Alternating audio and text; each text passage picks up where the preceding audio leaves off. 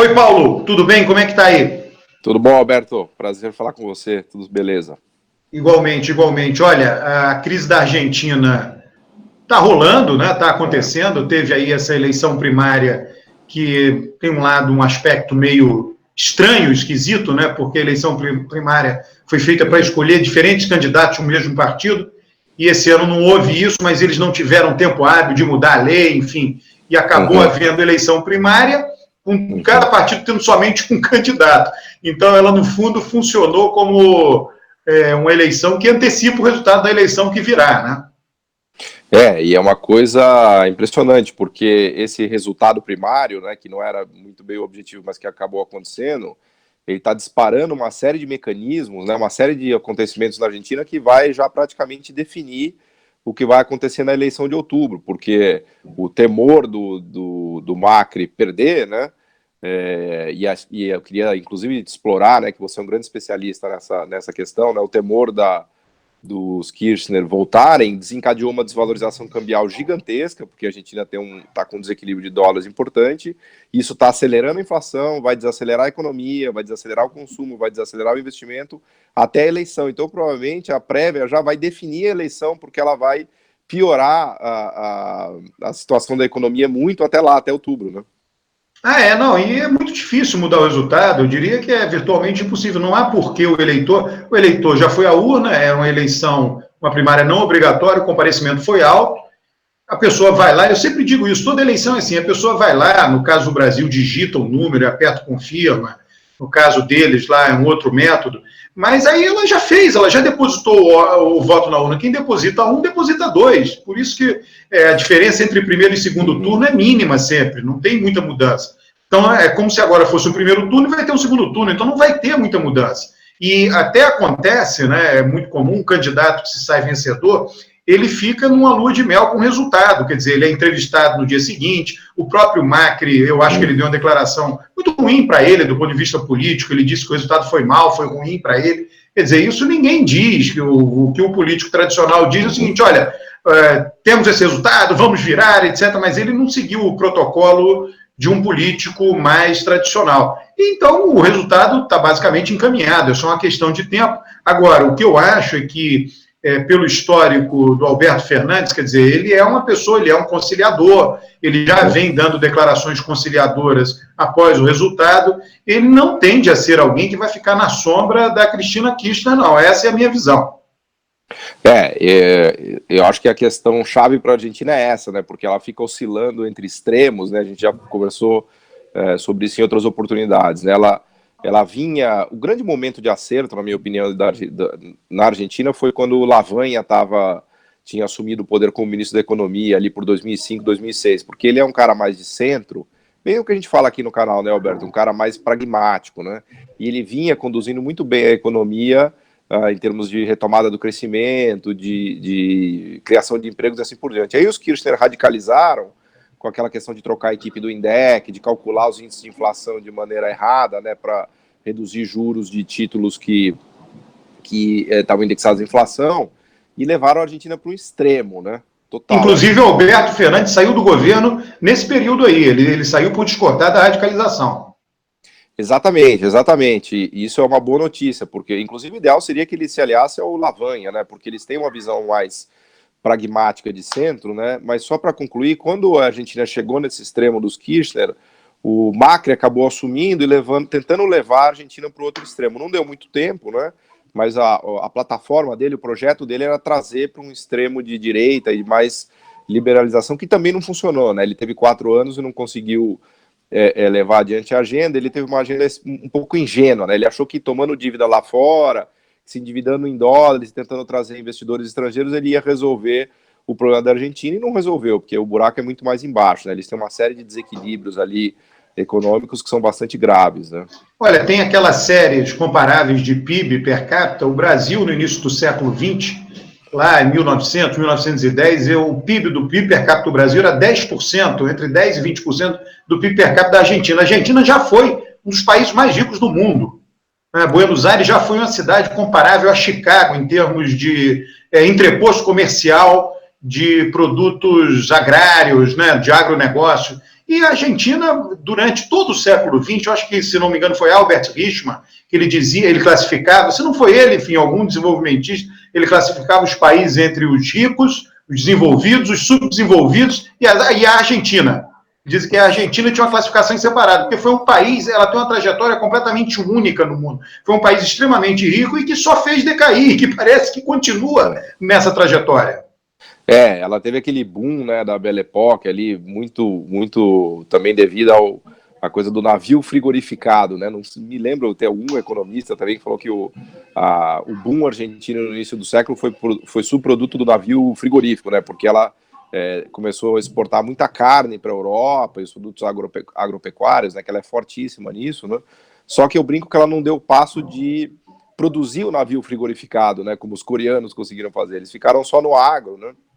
E a gente já discutiu várias vezes aqui que agronegócio não resolve a vida de ninguém, né? O agronegócio é um passo que deve ser utilizado para você desenvolver depois o setor industrial, setores mais tecnológicos, como foi até mesmo o exemplo de Chicago que você citou, né? Então a Argentina, ela se industrializou, mas um pouco à força, não conseguiu ter uma eficiência industrial de fato, como por exemplo teve o Brasil, e desde então ela só vem decaindo, né? Ela só vem decaindo em termos de renda per capita, com alguns breves soluços aí no meio do caminho, mas ela é vítima dessa riqueza de recursos naturais, especialmente da agropecuária, né? Aliás, a Argentina é um belo exemplo, junto com a Venezuela, se você quiser, né?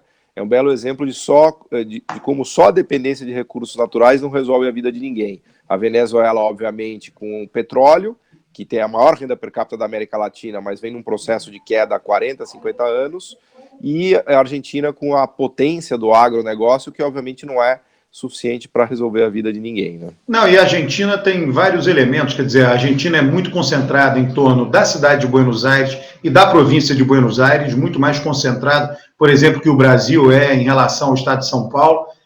O Uruguai também, quer dizer, Montevidéu e Buenos Aires foram cidades que foram criadas pelos espanhóis como entrepostos comerciais da prata que descia da Bolívia. A prata que vinha de Potosí, na Bolívia, ela levava menos tempo de lá até Buenos Aires do que de lá para Lima, no Peru. Por isso que essa foi a rota. E aquilo ali enriqueceu. Foi como se fosse o Rio de Janeiro colonial, né? Buenos Aires e Montevidéu. E Buenos Aires era mais importante, os espanhóis escolheram, porque ele era do outro lado do canal do Rio da Prata, né? O lado de Montevidéu estava sempre sob risco de invasão dos portugueses e dos brasileiros. Então, eles elegeram Buenos Aires. E depois os argentinos se desenvolveram muito, quer dizer, aquela trajetória que você sempre salienta, né? Primeiro agricultura, depois você vai para algum tipo de indústria low-tech, quer dizer, e não conseguiram dar passos mais sólidos na direção que seria de direção de desenvolvimento. Inclusive, chegaram a fabricar avião. Né? Mas a empresa deles não teve o mesmo sucesso que, por exemplo, teve a Embraer. Você sabe muito bem disso. Exatamente. Até uma curiosidade histórica aí que você falou, do próprio nome da Argentina, que vem da Arjan, né, da prata, né? E até uma outra curiosidade que eu lendo, não me lembro exatamente aonde, mas a própria Copacabana, no Rio de Janeiro, se deve a uma santa que veio lá, não sei se veio via Peru, e desceu para a Argentina, Buenos Aires, e chegou no Rio de Janeiro, Nossa Senhora de Copacabana, né? E o nome vem também dessa trajetória aí da prata, né? Mas enfim, o fato é que a Argentina é um pouco parecida com o Brasil, né? Ela teve uma tentativa de industrialização voltada para dentro, para o seu mercado interno, mas que não vingou, não conseguiu se sofisticar e ela ficou pendurada nas commodities e no agronegócio, né? E o grande drama para eles hoje ainda é esse desequilíbrio produtivo e estrutural que eles têm, né? Porque voltando mais para o caos, né? Agora a gente tem um caos na Argentina, um caos macroeconômico, né?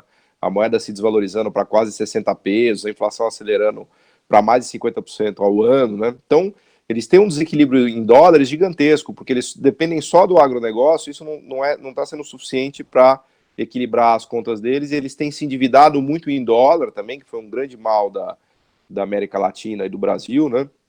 Antes da era Lula, eles têm se endividado em dólar e agora essa estratégia, especialmente no que o Macri fez, está cobrando preço, porque eles estão com uma dívida externa de mais de 250 bilhões de dólares para a reserva de 60 bi, e a moeda deles se desvalorizando muito, acelerando a inflação, e o sistema produtivo deles muito fraco, né?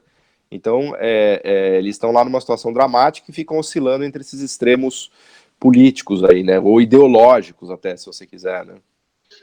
E pode ser que agora, tudo indica que vai acontecer isso, desde 1930 será a primeira vez que um presidente não peronista irá conseguir concluir o mandato. Tudo indica, né? É claro que tem que ir até o final. O Alfonsinho não conseguiu concluir bem no finalzinho dele. Sempre os peronistas, a força dos peronistas é muito grande. O peronismo lá não é exatamente um movimento de esquerda, né, clássico, quer dizer, cabe muita coisa dentro do peronismo, é mais à esquerda, mas já coube Menem, as políticas de Menem com muita facilidade. O peronismo, na verdade, é um grande movimento, né, e na minha visão, quer dizer, essa radicalização da base peronista dificulta muito a tomada de decisões mais pragmáticas. Vai depender muito da habilidade do Alberto Fernandes. Tudo, a biografia dele é a biografia de um negociador, de um político negociador, moderado, que busca compor. Vamos ver o que ele vai fazer, né? Uma coisa, quando você tem uma biografia, ele vai levar isso, evidentemente, para a presidência, mas ele vai sofrer muita pressão lá. Até só para concluir, acho que a gente já falou bastante, mas minha impressão é que ele vai acenar para o centro mesmo, né? Ele já deu algumas declarações que você comentou, né? E acho que a única saída que existe hoje na Argentina é essa coisa de tentar realmente centralizar, do ponto de vista pragmático, né? Tanto a política quanto a política econômica, né? Porque eles estão muito, enfim, na mão do mercado por conta da desvalorização e da inflação, né? E eles vão precisar desse aceno ao mercado, uma espécie de carta ao povo argentino, né? Para tentar fazer alguma coisa, né? Então eu acho que é por aí, mas é uma situação realmente dramática que eles estão vivendo, né? Então essa caminhada para o centro, eu acho que vai ser a única possibilidade dos argentinos hoje, né? Eles não têm como radicalizar de novo, nem radicalizar no sentido de liberalização total, nem de intervencionismo total. Então acho que o Alberto vai seguir nesse caminho aí, numa espécie de carta ao povo argentino, né? Sinalizando políticas mais de centro, e ele vai precisar da ajuda do mercado, não tem jeito, ele não vai conseguir governar com uma super desvalorização da moeda e uma hiperinflação. Esse seria o pior dos mundos. Então ele vai ter que ajustar a economia, vai ter que caminhar para o centro, sem dúvida, né? São duas tarefas, a de curto prazo, conjuntural, e a de longo prazo, estrutural, que foi responsável por fazer o país empobrecer. Essa é muito mais complicada. Dizia-se, né, Paulo, não sei se é verdade ou não, mas eu já tive relatos, o Brasil era escala para os europeus irem assistir ópera no Teatro Colón, em Buenos Aires, era só para reabastecer o avião. Eu acredito que isso tenha acontecido, né? O Brasil era um país pobre, a Argentina riquíssima, mas a coisa se inverteu, pelo visto. Exatamente. Um abraço, Paulo. Valeu, obrigado, Alberto, um abraço.